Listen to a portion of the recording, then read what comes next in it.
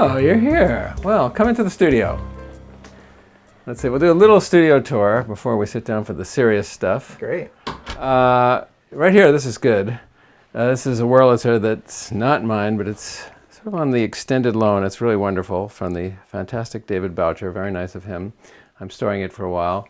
Here is the very skinny K bass. That's a pancake bass. If I move it, it might hit everything. But it's a super skinny bass, and you'll see a lot of basses on the studio tour. We have a poster from the first soundtrack of Northern Exposure, my first job, and some moose. That's sort of a mixture of how the Arrested Development pillow got on the moose. Here's the live room, which is very, very neat today. More basses here. A great old drum set. I think this is the Shelly Man drum set. It wasn't his, but it's that Leedy set. Drummers correct me on this.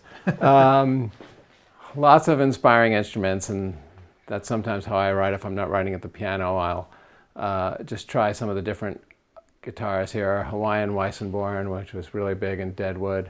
That thing that looks like a classical guitar is actually a sort of Spanish classical bass. I don't know if there's a better name for it, but when we were in Barcelona, I found that, and that came back. And that's a theme you'll see here, is that if I travel, I try to find an instrument that's going to inspire me for the next show that I'm doing.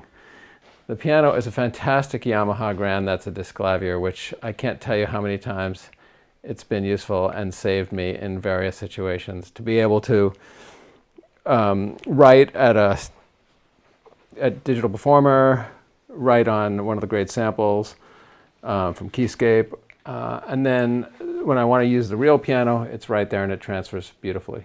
Can you describe this amazing painting? Oh, that amazing painting was done by my father, who was a great painter, and that's Bethesda Fountain in New York. And he went through a whole style of this sort of blurry look, and we were sort of arguing that it was cataracts, and he said it was a stylistic choice.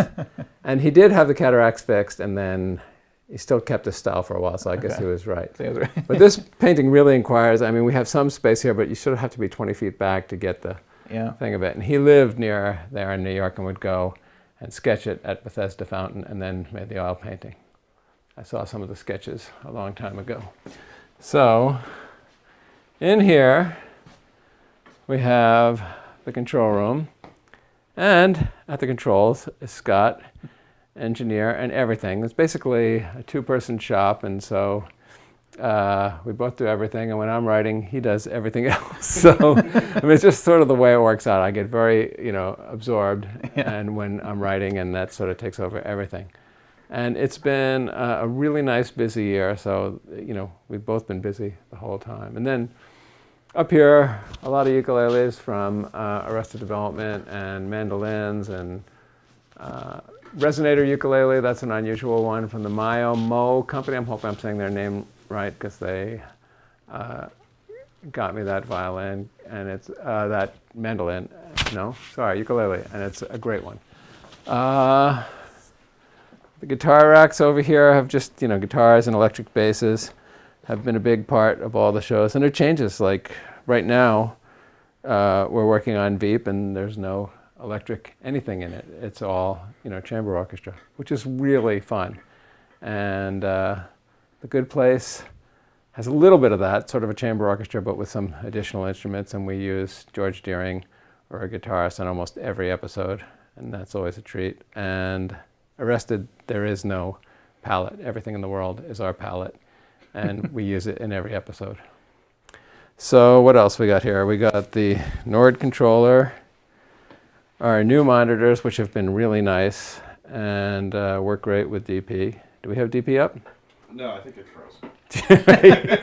Let's edit that out. They're not going to. No, that's staying. DP has never frozen ever in the 67 years I've been using it.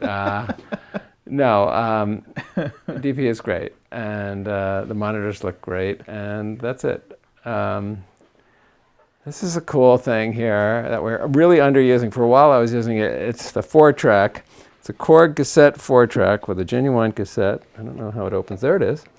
And you see here it's got all kinds of early modeling, phaser chorus, delay, rotary, and that came from the great Blake Mills, who I've worked with on records and stuff, and he really got into these for a while. I don't know if he's still using his much, but it was sort of fun to put vocals through or guitar parts, or anything.